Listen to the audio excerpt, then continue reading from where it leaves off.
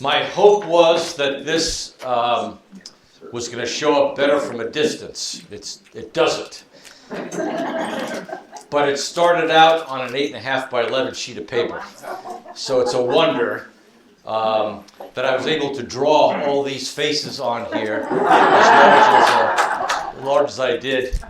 I'm trying to develop my pencil drawing skills.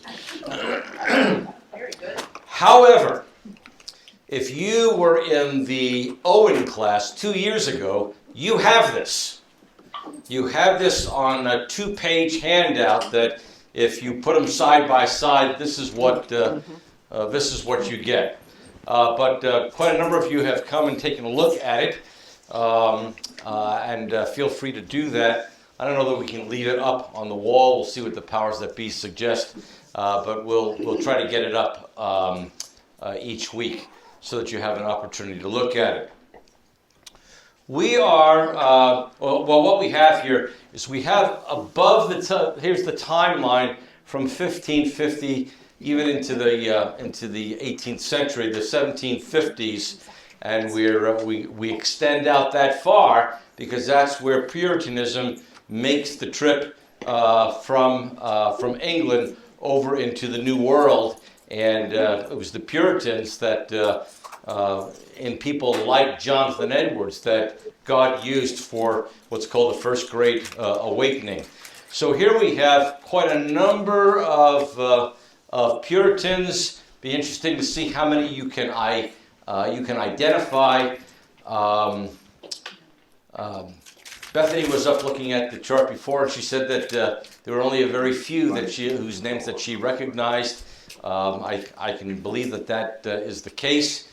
But remember now, we talked about Bunyan in the class last year that was taught via the stream. Matthew Henry, many of you are familiar with Matthew Henry because you have access to or you own Matthew Henry commentaries. Of course, Jonathan Edwards. We studied Owen last year, and Richard Baxter. They were contemporaries, though not born and died at the same time. Richard Sibbes was that name may be familiar to you, may not, but he's a very influential Puritan theologian, as is William Perkins.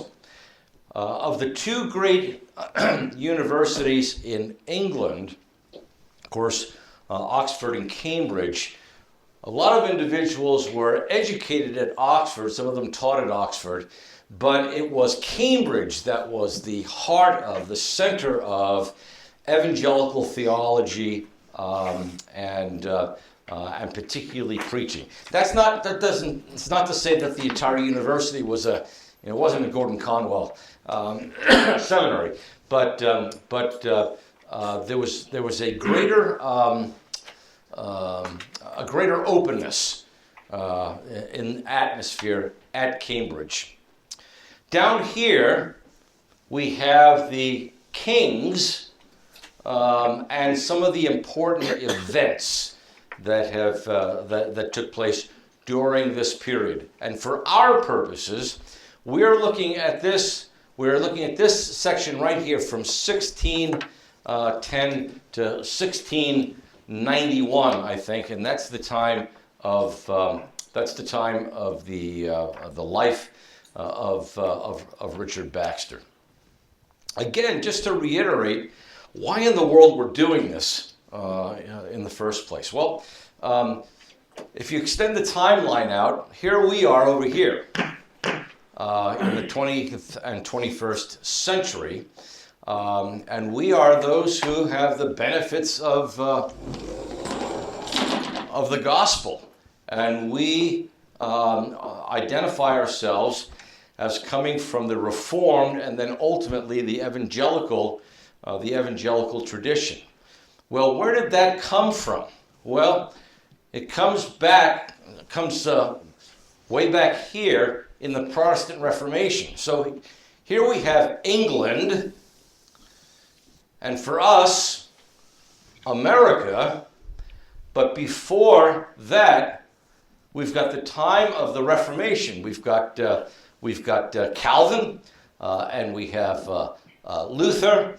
Ultimately, we have Knox in Scotland, and all that Reformation theology. So that's happening in Germany, that's happening in Scotland, that is happening in parts of France, that's happening in Switzerland.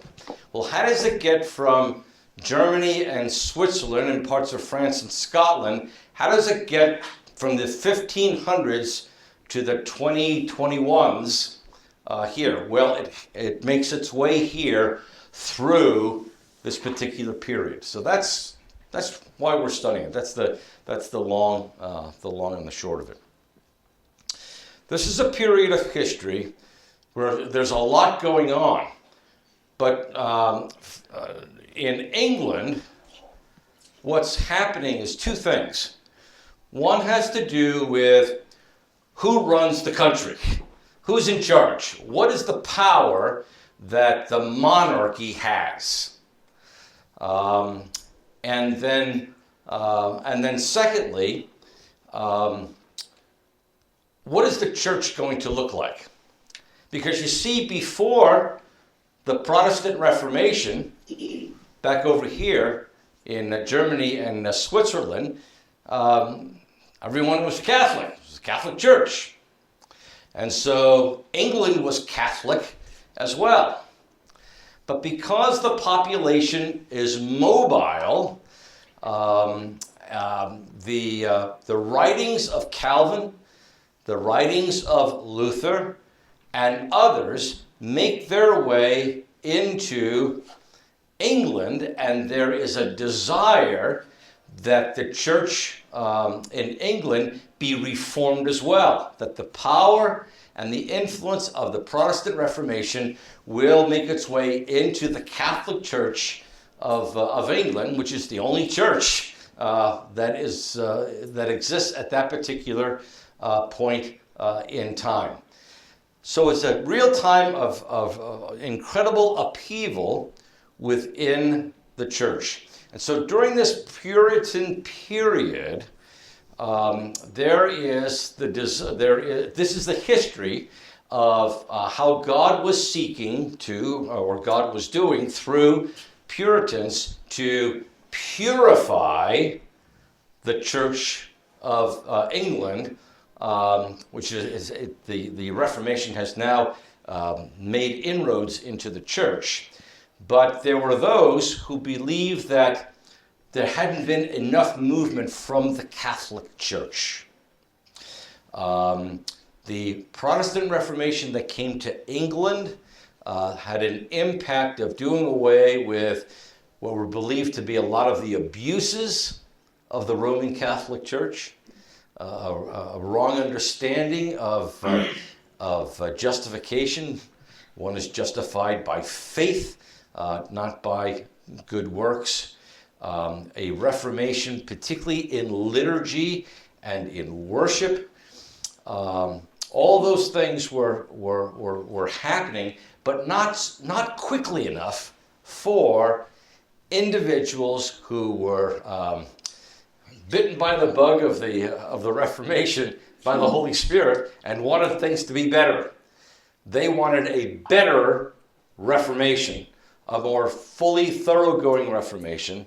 They wanted the church purified, and so these are individuals who, the people who wanted the church more fully purified, were Puritans. And that's this group right up here. At the same time,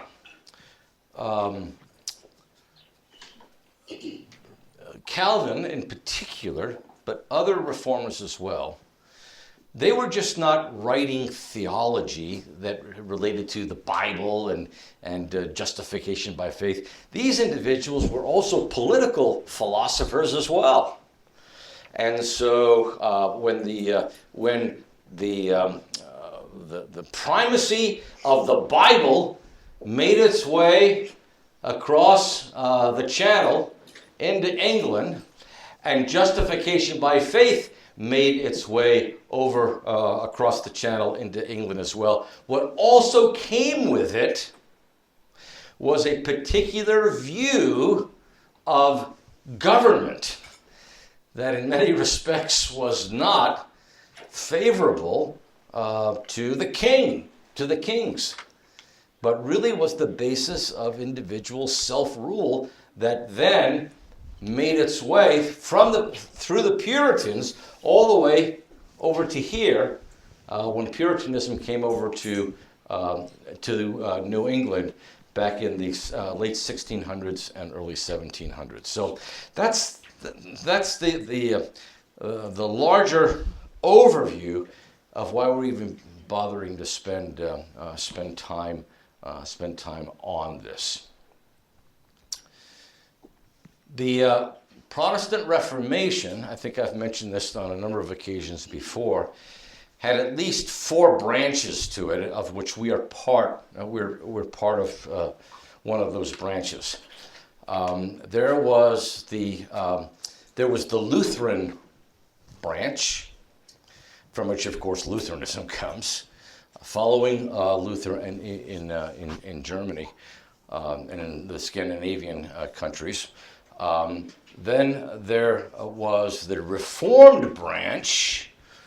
That came out of Switzerland from Calvin, and from that Reformed branch then we trace all of the Presbyterian history, including our own. And one of the issues here with regard to these Puritans, there were so-called Congregational Puritans, and there were Presbyterian Puritans.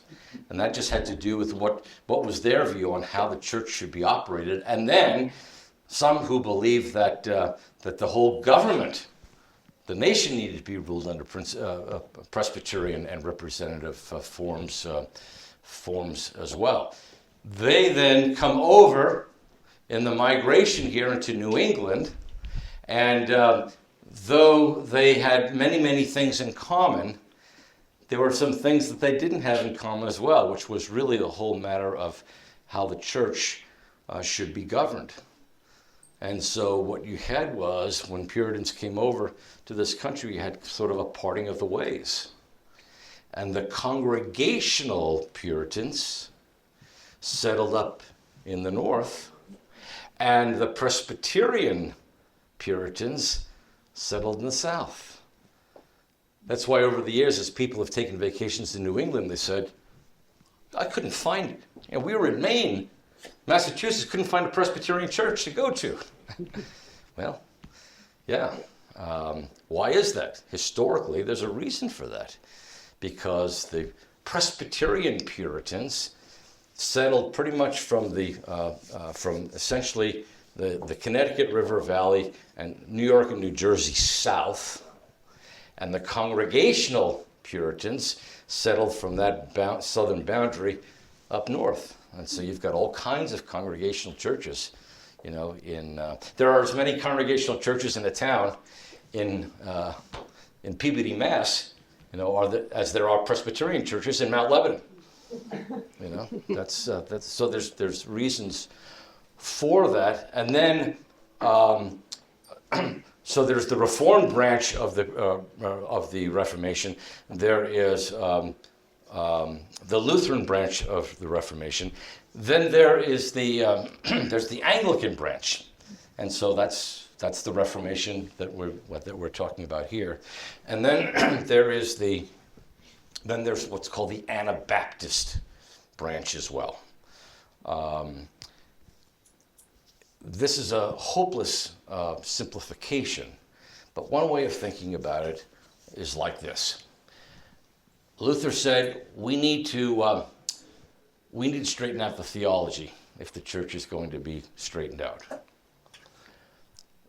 The Calvin said, well, you don't only have to straighten out the theology, you have to straighten out the church government. And if you've got a pope, that's not going to work. You've got then the Anabaptists who said the only way to purify the church is to throw everybody out and to start again. Baptists get baptized again. And so any churches that you may have attended or actually became members of, where in order to become a member you had to be baptized again, that's coming out. You'd say, well, they're not Reformed. Well, they're not Reformed in theology, but they have a historical branch connected to the Reformation.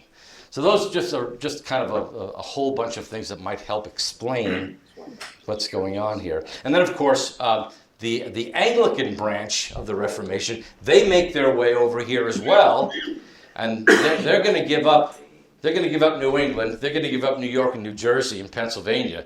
Where are they going to go? They're going to go down into Georgia, because that's where Wesley, the Wesleys came over to the New World, and they opened up orphanages and things like that. So you've got Methodists that are very, very strong in the Carolinas. You've got Presbyterians who are very, very strong in Pennsylvania, New York, New Jersey, and you've got Congregationalists who are very strong up in New England. So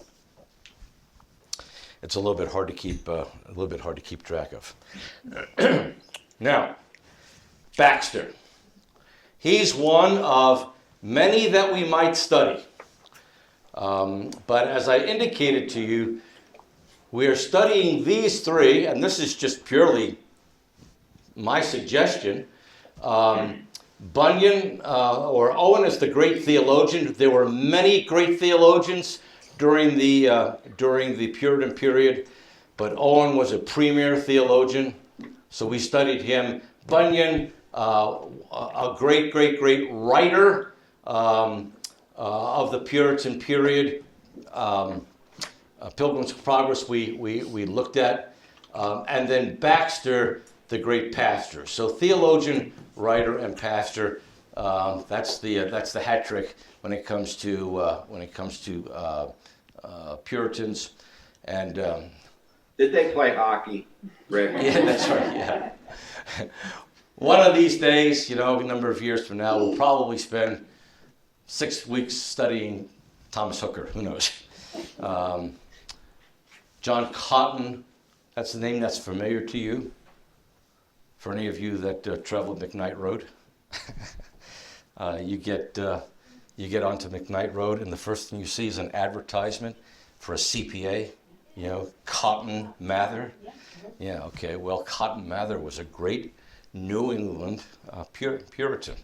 I don't know if there's a connection there. I have to believe there is, because I don't think that when we were considering names for our kids, we were thinking Cotton Mather Woling, although I was not as theologically astute when James came along as I am now.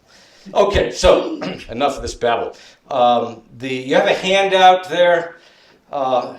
It's hard to know what information to give to you. And so here's just some things for you to consider.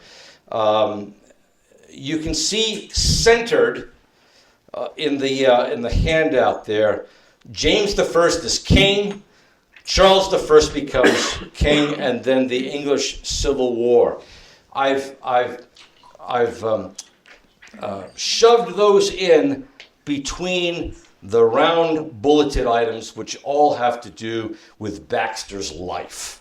Okay, so here's just some information about this. Born in Shropshire, not of a strong Christian stock at all. As I said, the father's a drunk. He's a gambler.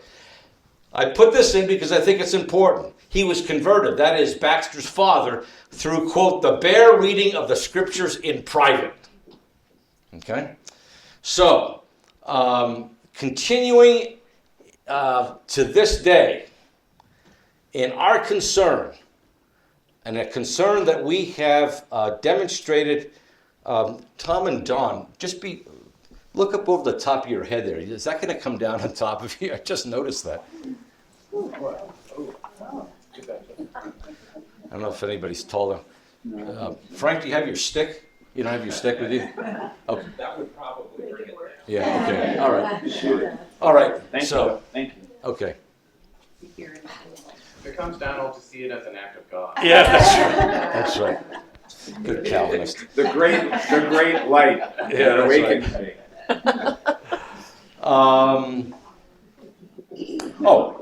We have dedicated our money at this church so that the Bible in Thailand and in other places can get into people's hands. Why? Because though hearing the word preached is powerful, and if you were in church this morning, you know that to be the case.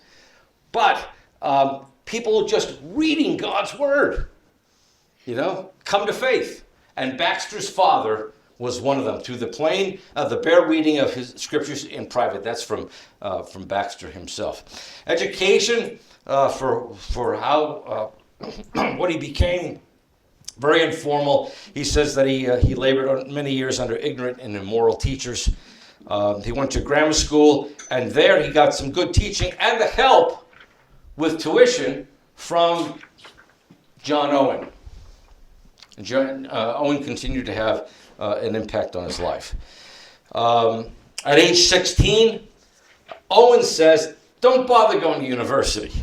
Go to study under Puritan pastors at Ludlow College, Ludlow Castle. In 1633, he goes to London under the patronage of Sir Henry Herbert, the Master of the Revels. I didn't know what that was.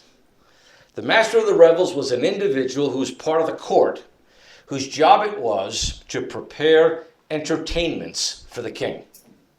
So this was a court position.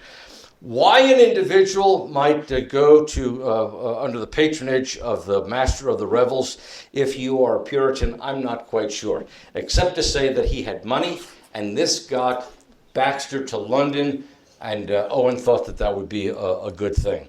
But he lasts a year, and he just can't take the court life, and so though there are some Puritan ministers there who arouse his sympathy for non-conformity. Here's something that's important to know. Conformity and non-conformity. A conformist was an individual who believed in conforming to the Church of England. Okay? The non-conformist said, well, yeah, there's Reformation here, but we've got a long, long way to go, and we're not going to conform to a lot of Catholicism that's still hanging on here. Like the wearing of vestments, the taking of the communion table, and barring people from the communion table. Now, I hasten to add that part of church discipline among the reformers was barring people from the table, which was they weren't allowed to come to the table. And in fact, we'll talk about Baxter's Reformed pastor in 2 weeks.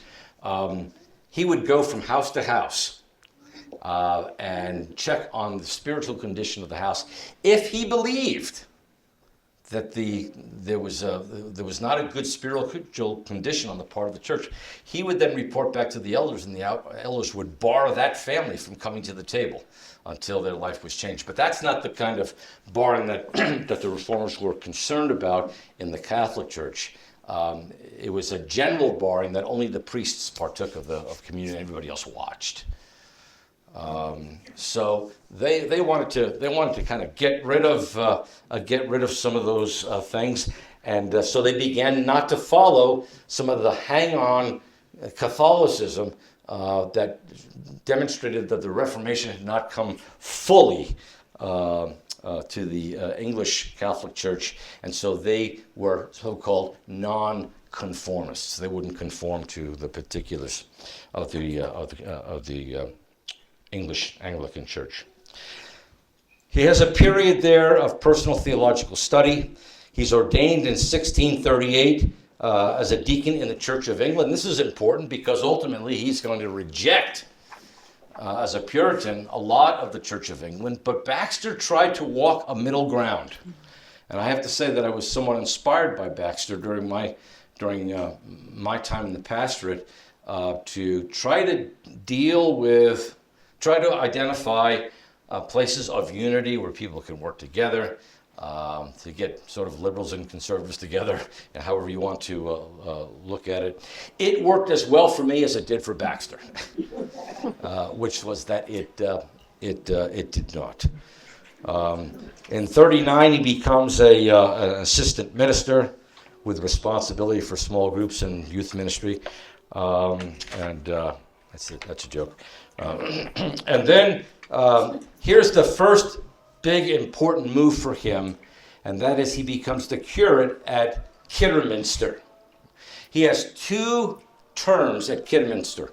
One lasts for 1 year, and then he goes into the army. And then the other one lasts from, I think, 1647 to 1690. But Kidderminster. I want to give you an idea of what that church was like.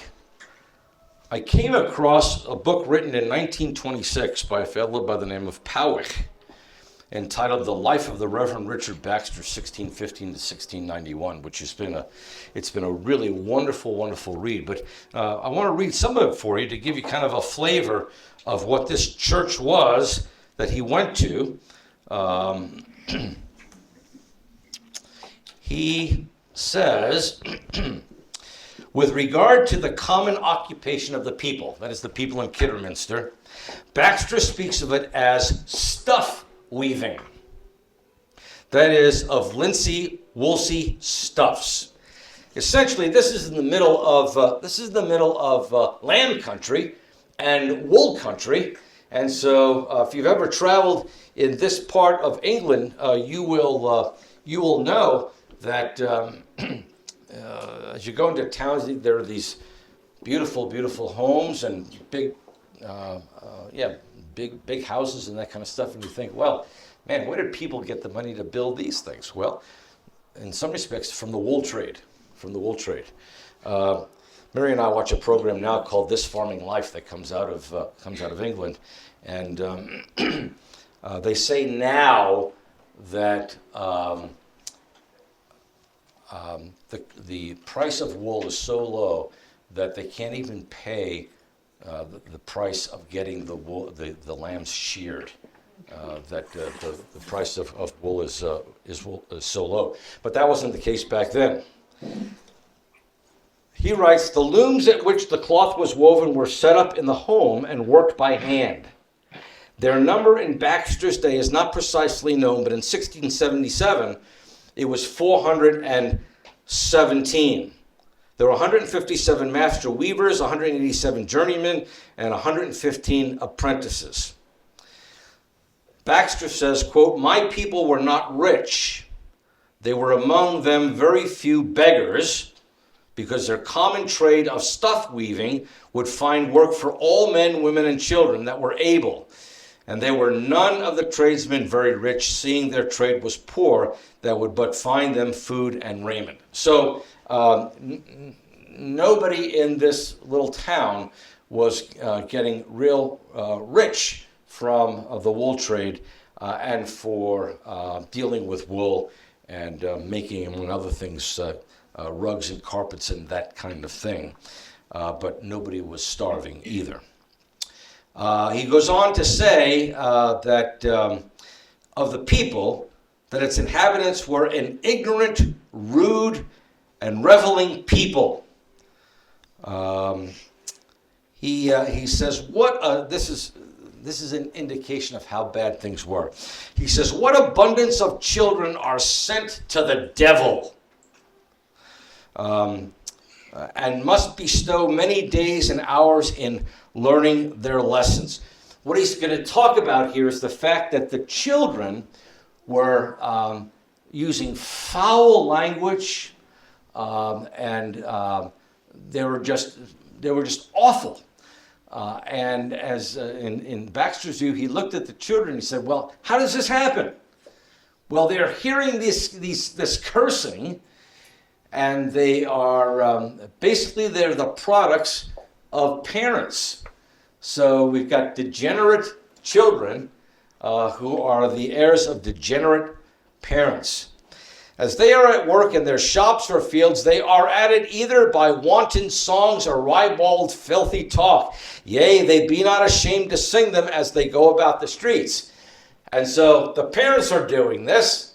They're cursing, filthy talk, all kinds of stories and songs, ribald saloon-type songs. And as Baxter is walking through the street, because that's his ministry, he walks through the streets from house to house. What he hears is that these little kids, we would say today, boy, that little kid swears like a trooper, apologies for any troopers. And so where did this kid learn this? He learned it from his parents. He heard it in the home.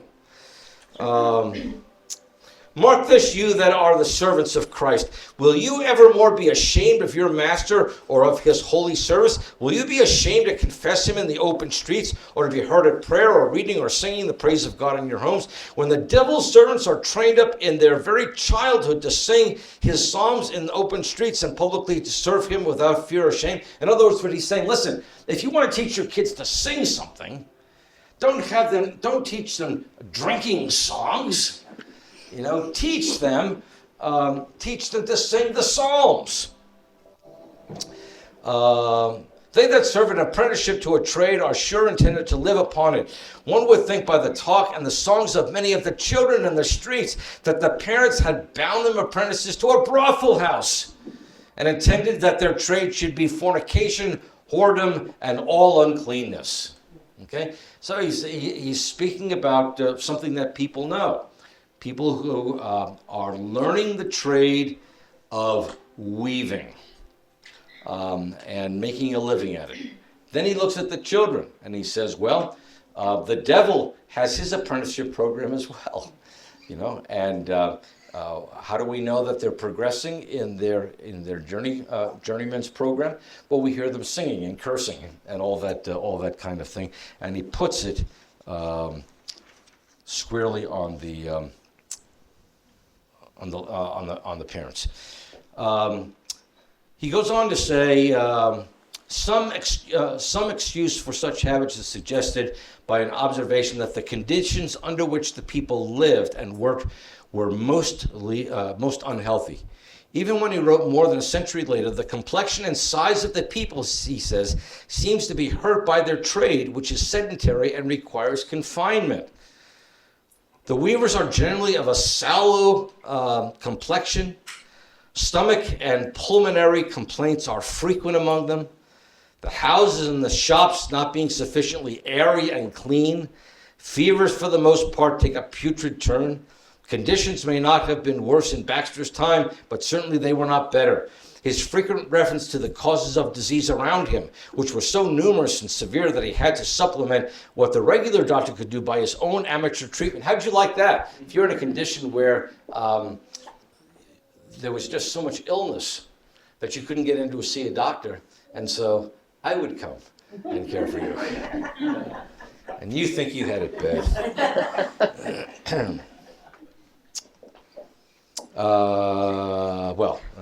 Enough of that. Okay, so this is the situation at the church that he goes to, and like I said, he's only there for about a year or a year and a half. Okay, so now let me stop, because what is going to happen? What moves him from Kidderminster to out of Kidderminster for a number of years, and then back there for a rather lengthy period of time, is the English Civil War. So, if you go from page 1 to page 2, Baxter is born under the kingship of James I. And so remember now the succession that we have. We've got Henry VIII, and he dies, and his son Edward becomes king, I think, for only about 8 or 9 years. And he dies. He was a child anyway. He was only in his teens, and so England was under a Lord Protector, I think Lord Protector Seymour. And so then after, so we have Henry, and then we have Edward, and then we have Mary, Bloody Mary, and then after Mary, we have Elizabeth, and then Elizabeth dies without an heir, and so who's going to reign? Who's going to reign in England? Well, they go over to Scotland, and James VI, who is king in Scotland, they invite him to come back, and he becomes James the First. And so it's under James the First where when Baxter is born, right in here. James VI of Scotland becomes James I, the King of England, in 1603. It's 1609 when Baxter is 1650 when Baxter is born. He's the founder of the Stuart dynasty. He's the son of Mary, Queen of Scots. When James comes to the throne, hopes of purifying the church were expressed by over 1,000 ministers who denied that they were schismatics. Hey, listen, we're not trying to break away from the English church. We're just trying to help the Reformation on a little bit more and purify the church. They wanted to purify it through changes in the administration of baptism, the use of vestments, etc., etc., etc. Although, and so James, he's trying to keep peace in the church. He's trying to hold on to power. He's trying to keep peace in the church. And the Parliament is divided between those who were Puritans and those who were not. And so he says, okay, we've got to calm down these Puritans who are clamoring for greater Reformation in the church.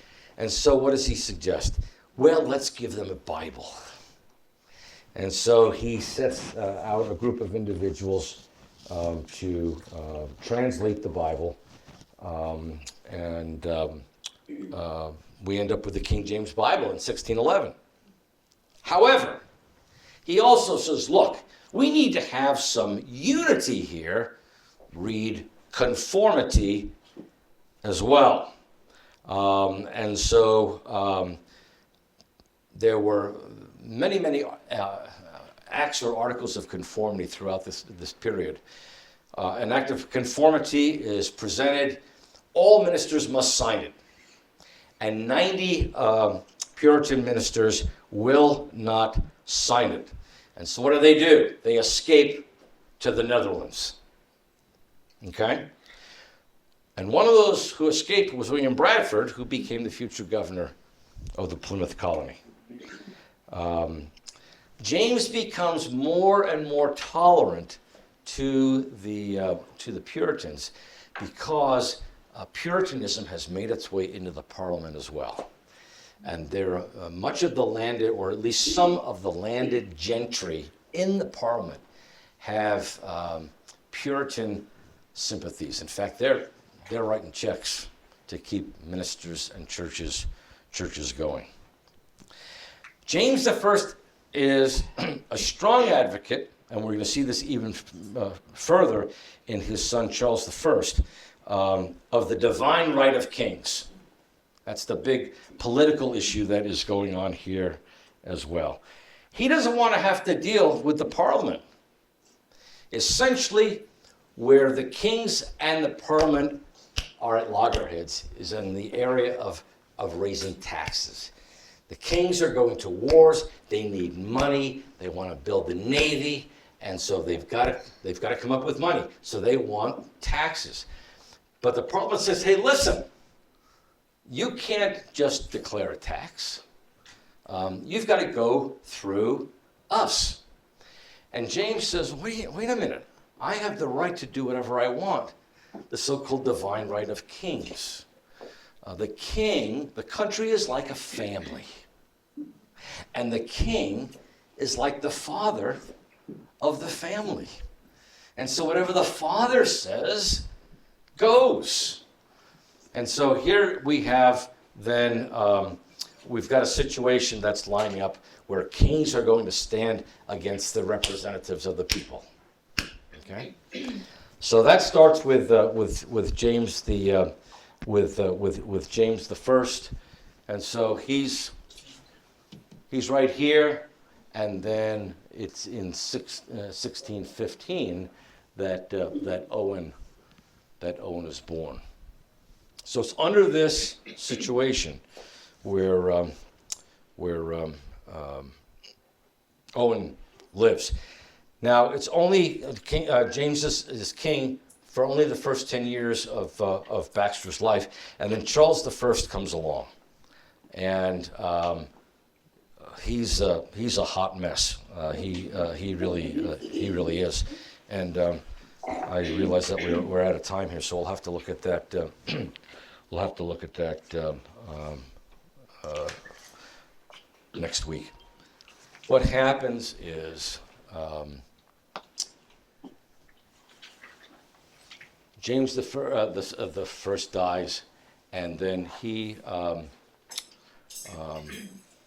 his son Charles I becomes king, and Charles really wants to move on this view of his father that the divine right of kings, and that he can do whatever he wants to do. So if you've got the Parliament in your way, what do? You just dissolve them. And so things come to a head. Monarchy versus parliamentarians, and we have then a situation that's called the English Civil War, where you've got the Parliament, the king, the nobles fighting, known as the Roundheads because of their round helmets and their short haircuts, against the Cavaliers, which were the no, I'm sorry, I got that all messed up. You've got the Parliamentarians, many of whom were Puritans. They were the Roundheads with the round helmets and the short haircut. They were against the king, the monarchy, the nobles, that kind of thing. And so we have a period of time then, as a result of that, where there's no king at all. And ultimately, a great Puritan, Oliver Cromwell, takes over and he becomes Lord Protector. We'll get into all that next week. But this is the stuff that's happening. Why is this important for Baxter? Because Baxter becomes a chaplain in the army. And he sees the life of the soldiers. Now, I don't know whether he thought that it was a Sunday school class that was formed in the army or not, but he was appalled by the life of the ministers. And he says, we've got to do something about this. Who's responsible for this? For the appalling lives lived by the people who are in the army. And he realizes, you know who's at fault? The ministers are at fault.